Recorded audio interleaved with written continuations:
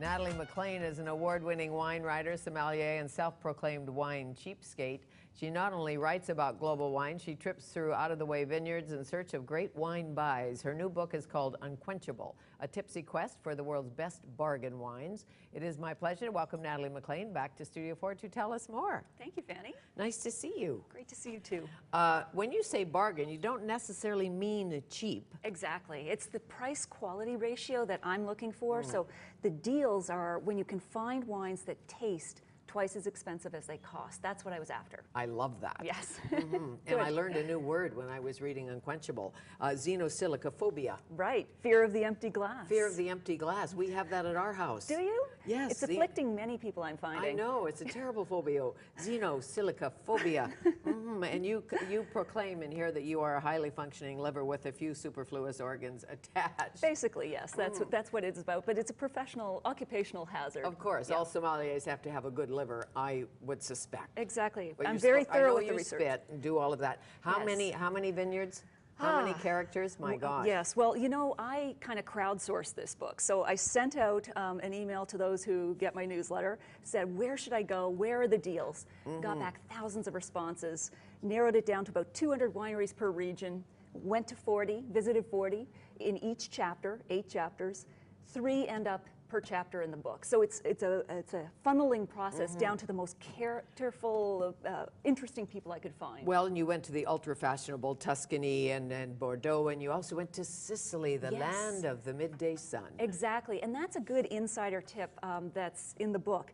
Look for the less fashionable regions. So in Tuscany and Piedmont, you're going to pay up big time for wine. But if you go down south, where they're not as well known, the grapes are kind of obscure, not brand name grapes like Cabernet, it's Nero d'Avola.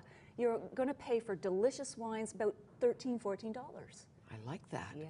I was in Sicily. I stayed in Sicily 3 or 4 weeks, and we had some beautiful wines. Wines I'd never heard of, obviously.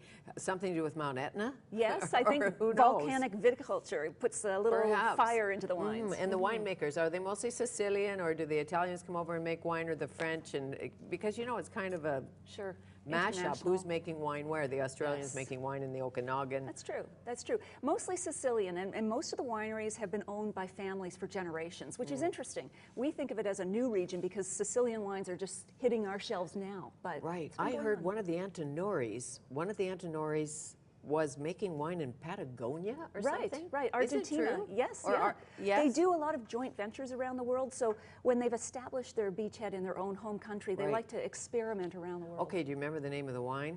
I don't. No. But I remember somebody saying to me, that's a good wine because it's really made by an Antinori, even though it's coming from... Sure. I don't mean that the Argentinians don't make good wine, or the Germans not make good Rieslings. Rieslings get a bad rap, as you point out. They do, and that's another insider tip. Look for a country that had a dismal reputation a few decades ago and still trying to sort of rehabilitate and recover from that. You'll find incredible deals in German Rieslings. The unbearable lightness of German Riesling. Exactly. So cheap wines to drink before we die.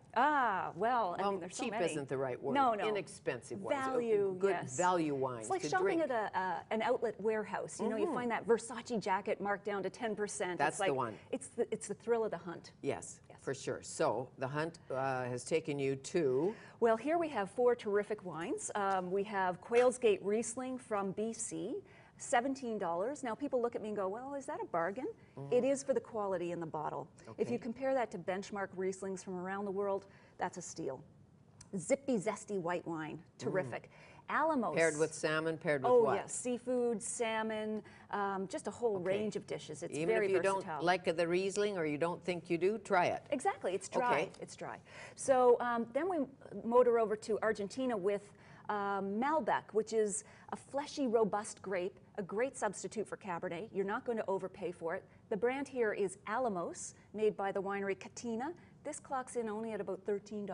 Really? And you'll find it's just price juicy. Range. Exactly. Well, especially when it's juicy, you know the notes. I mean, Yeah. you know what this wine really says. Exactly. Full body, but you know, most of us drink on a budget, and you know, we're not paying $50 to open a bottle with dinner. This is the price range we want to pay. It's the house wine. Exactly. Yeah, Exactly. Or the wine when you've had too much wine.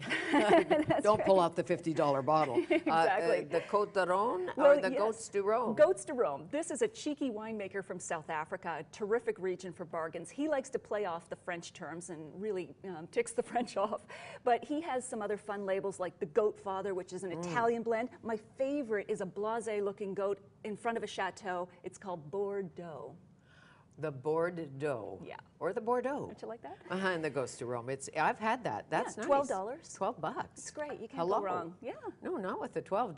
No. Like that. Yeah. You can buy two. Exactly. And this tribute, Sumac Ridge, Yes. lovely bubbly. It's a bubbly that is $30, but with champagne you're going to start at $40, $50 and higher. So it's a terrific, zesty, good celebratory bubbly for the holidays. And price?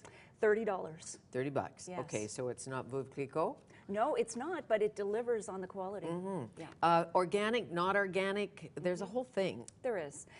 And, you know, more and more vintners are doing that.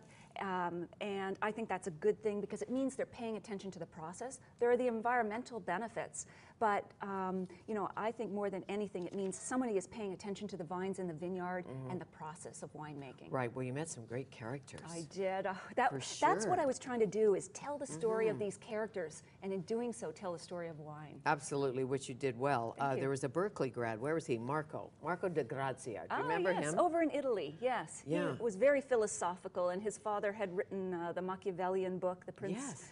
And you know, so you meet these people that have gone into wine from other areas or careers, and they're passionate, but they have such stories to tell, and they bring such a wealth of experience to it. Sure, it's one of those things many people say, I always wanted to open a restaurant. Now they're saying, I always wanted to make wine or have a vineyard. And then you talk to the people who have vineyards and find out how much work it is. It is. It's fancied up farming is what maybe it better is. to, exactly, maybe visit the vineyard because then you're weather dependent and all of that. And South Africa, great fair trade wines now. Right. Charles Back, the Goats to Rome winery, is very much into empowerment and that sort of fair trade movement. But a lot of wineries around the world are doing that now as Did you find a good Pinot Noir? Lots of Pinots. Chapter 3 in the book is about Niagara, and I also bring in the Okanagan. I think we make world-class Pinot Noirs. Heartbreak grape, difficult and expensive to grow. Right. But for the quality that we produce, which is sublime, it's a terrific bargain. Ours started about $20, $25 for a good Pinot. So in BC, what? Blue Same Mountain? thing. Yeah, Blue Mountain, Sumac Ridge, Mission Hill. I mean, there's so many terrific producers. But you go over to Burgundy, France, home of Pinot Noir, you're going to start at 60. So. See? Yeah. So, once again, a bargain. We girls love bargoons. We do. Yes, we do. But again, it's good value. It is. And that's what we all like to find, that wine, before they mark it up. Exactly. And as Charles Back says, the first sale is based on the label. The second is based on what's in the bottle. Exactly. Thank you. Thank you, Finn. Nice to see you again. Nice to see you, too. Unquenchable, Natalie MacLean. Remember to tune in to Timmy's Christmas Telethon right here on Shaw TV on Sunday, December 4th. And you can catch all of our conversations on YouTube or follow us on Twitter at Fanny Studio 4. On Monday, What is Wisdom? The editor-in-chief of Vancouver Magazine, Gary Ross, takes us inside the pages of the annual Power 50 issue to try and answer that question. And writer and poet Gary Geddes documents his travels through sub-Saharan Africa in his new memoir, Drink the Bitter Root. Thanks for watching Studio 4. There will be lots more on Shaw TV, only on Shaw TV.